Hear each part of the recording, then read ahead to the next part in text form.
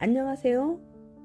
오늘은 우리나라 어디에서나 월동도 잘 되고 또 해충도 거의 없고 잘 자라고 이쁜 꿩의 비름에 대해서 소개해 드리려고 합니다. 꿩의 비름은 자생지가 아시아, 유럽, 북아메리카 등의 북반구 온대 지역인데요.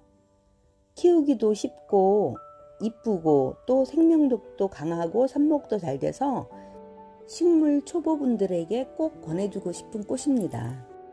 저도 우연한 기회에 알게 되었는데요. 막상 길러보니까 생각 이상으로 삽목도 잘 되고 병충해도 없고 그 잠깐 사이에도 그 처음에 왔던 흙이 이상해서 제가 어쩔 수 없이 뿌리 나르기를 했는데도 아무 그 분갈이 몸살도 안 하고 정말 지금까지 잘 자라고 있어요. 게다가 우리나라 토종 꿩의 비름은 노지 월동도 잘 되는데요.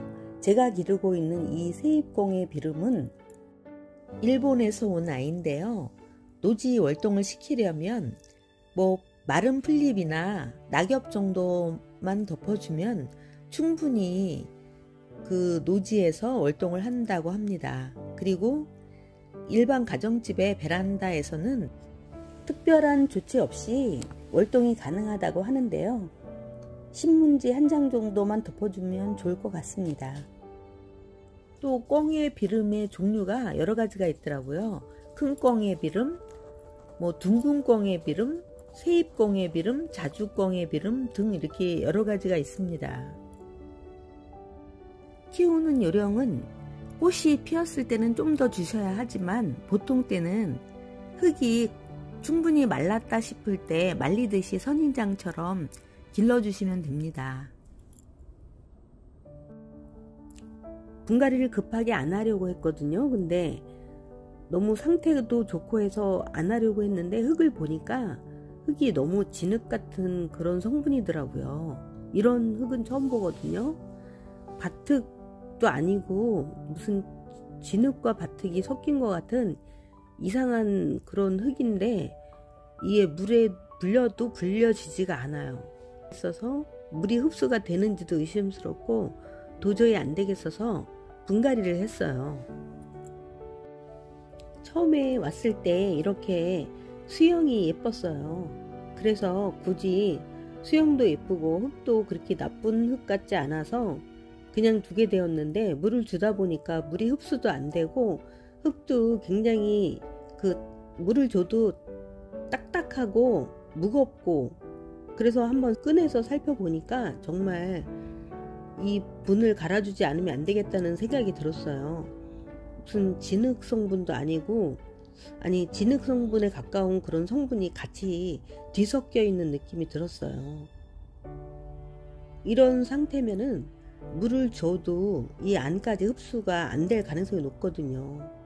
그리고 과연 이 뿌리가 잘 살 수 있을지도 의심스럽고 그래서 일단 분갈이를 해줘야 되겠다고 생각을 하게 됐어요.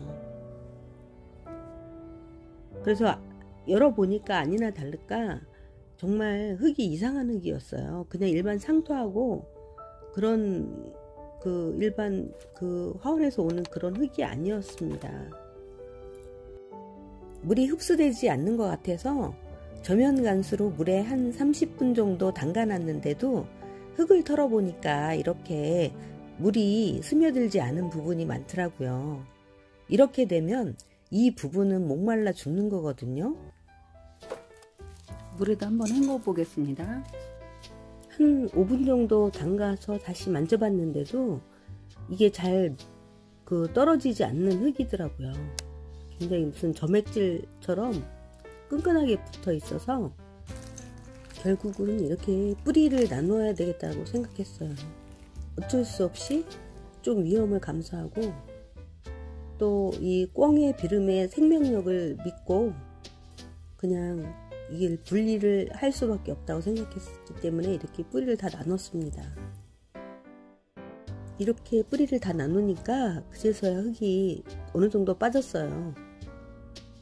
그래도 이렇게 다 아예 깨끗하게 정리가 되어 있는 게 나을 것 같아요. 그리고 이 뿌리는 버렸습니다. 어쩔 수 없이 뿌리 나누기가 되었는데요. 그냥 두 군데로 나눠서 심기로 했습니다.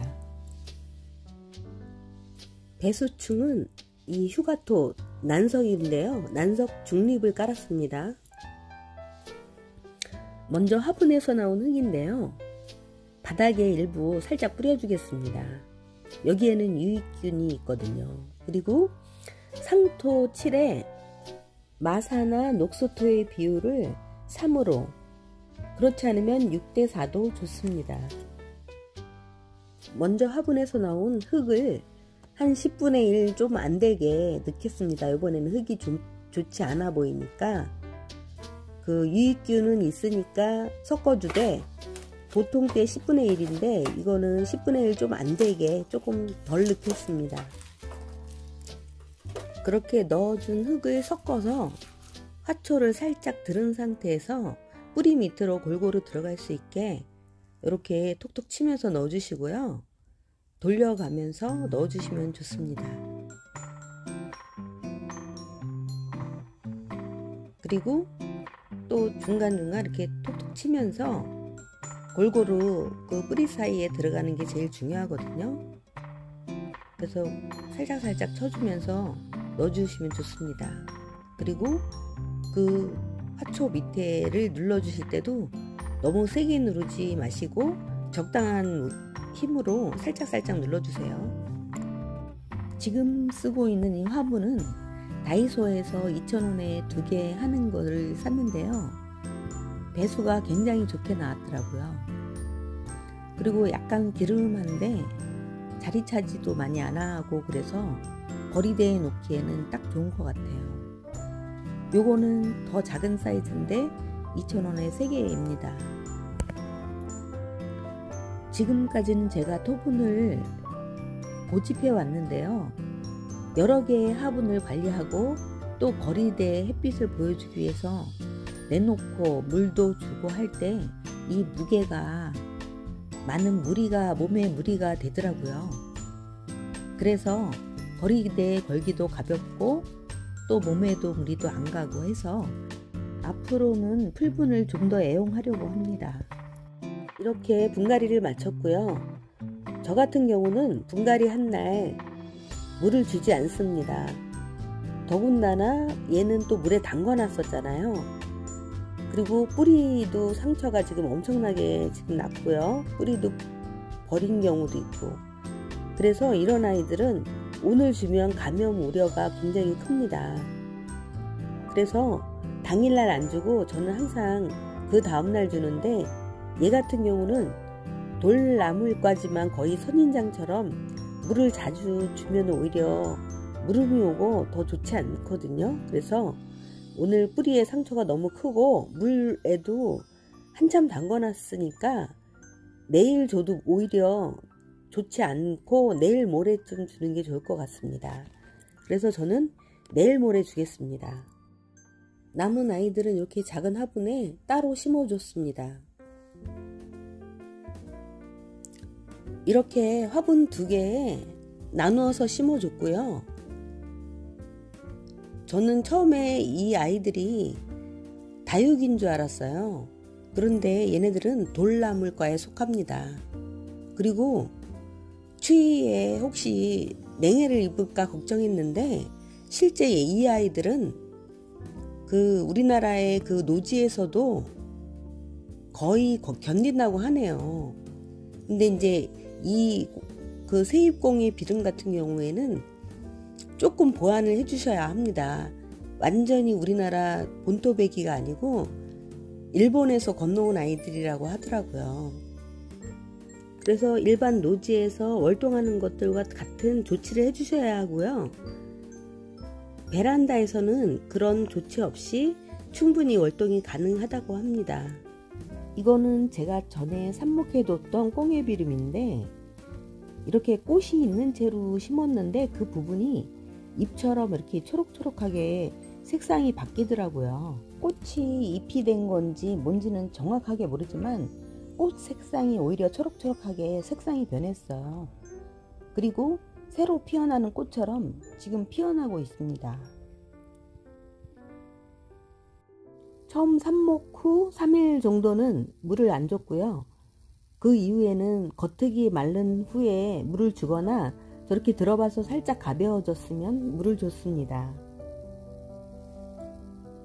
그 이후에 이렇게 뿌리도 잘 내리고 이렇게 새싹까지 다시 올라오더라고요. 생명력이 정말 왕성한 것 같아요. 물만 필요 이상 주지 않으면 그 물음도 그렇게 심하게 오지도 않는 편인 것 같아요. 어쩌다 물을 조금 많이 준 날은 스폰지처럼 물을 흡수해서 입이 통통하게 되더라고요. 그렇게 통통해지기만 하고 물음도 바로 오지 않더라고요. 물론 안 좋은 아이가 조금씩 보일 때도 있어요. 하지만 전체적으로는 큰 문제가 없더라고요. 그랬는데도 물을 준다면 죽겠죠. 이렇게 키우기도 쉽고 너무 이쁘고 또 해충 피해도 거의 없는 것 같아요. 그래서 이런 꽃을 여러분에게 한번 소개해 드리고 싶었습니다. 그럼 오늘 이야기는 여기서 마치겠습니다. 여러분 모두 늘 건강하시고 감기, 코로나 조심하시고 늘 행복하시길 바랍니다.